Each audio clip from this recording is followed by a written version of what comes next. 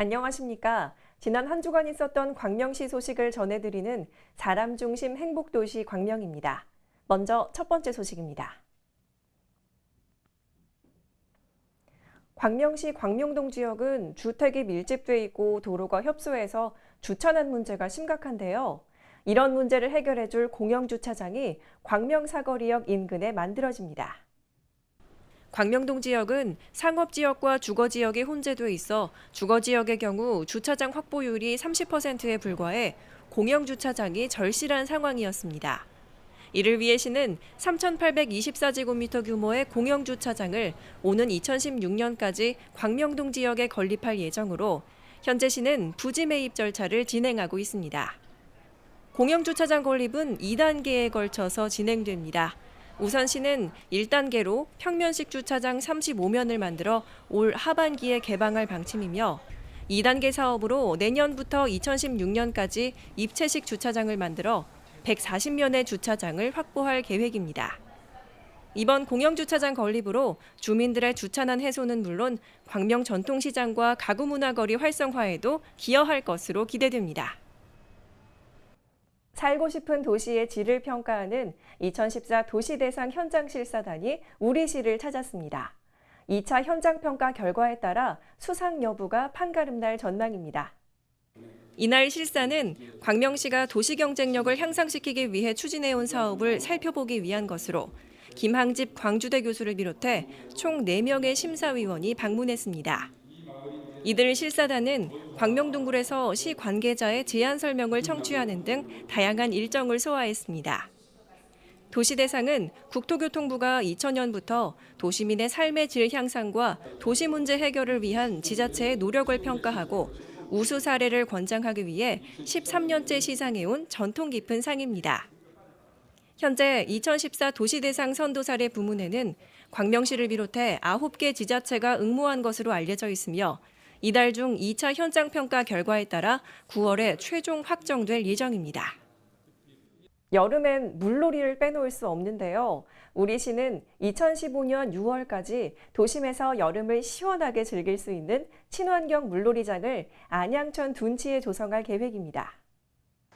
7,000제곱미터 규모로 조성되는 물놀이장은 보호자들의 휴식 공간과 그늘막 등의 편의시설을 설치해 어린이뿐만 아니라 가족들과 함께 즐길 수 있는 공간으로 만들어집니다. 이를 위해 시는 오는 9월 설계 용역 착수를 시작으로 서울지방국토관리청의 하천 조명 허가를 받아 내년 2월 착공해 6월 중으로 개장할 예정입니다. 우리시가 사람 중심 행복도시를 실현하기 위해 새롭게 조직을 만들고 8월 25일부터 업무를 시작했는데요. 시민안전과 경제 활성화, 시민 행복 증진에 초점이 맞춰 있습니다.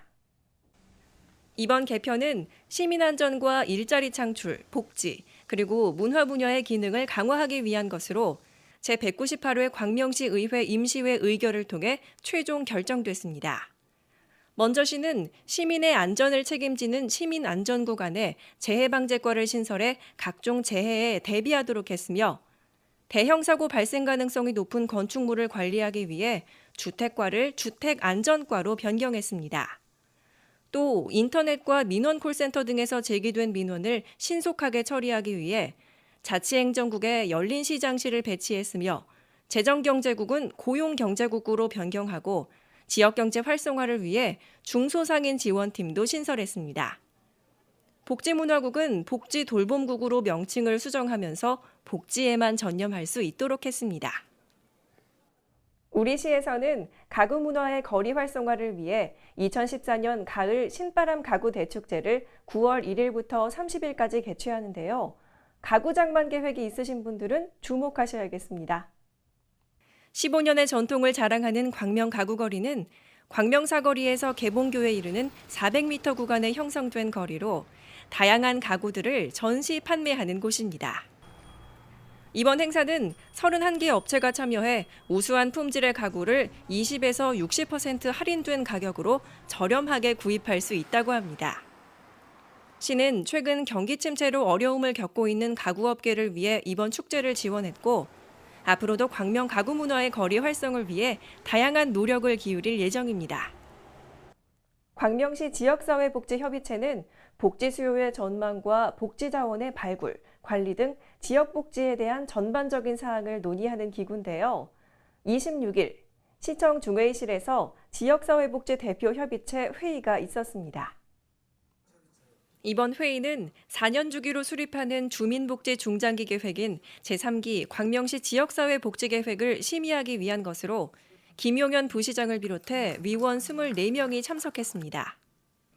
이날 회의에서는 제3기 광명시 지역사회복지계획에 대한 연구용역 기관의 보고를 듣고 추진 계획 등을 논의하는 한편 사회복지 업무에 대한 주요 사항을 심의해 3건을 의결했습니다. 시는 9월 중 경기도와 보건복지부에 제3기 지역사회복지계획을 제출할 예정입니다. 26일 시민회관 대공연장에서 양성평등 문화를 확산하기 위한 행복플러스 시민특강이 있었는데요. 양성평등 존중의 의미를 되새기고 성인지 관점을 일깨우는 계기가 됐습니다.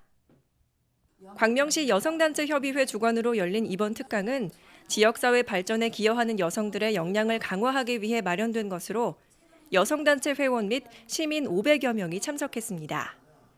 이날 강연에는 염건령 한국양성평등교육진흥원 외래교수가 강사로 나서 지역사회 성 역할의 고정성 등의 문제 등을 유쾌하게 풀어내 참가자들에게 큰 공감을 얻어냈습니다.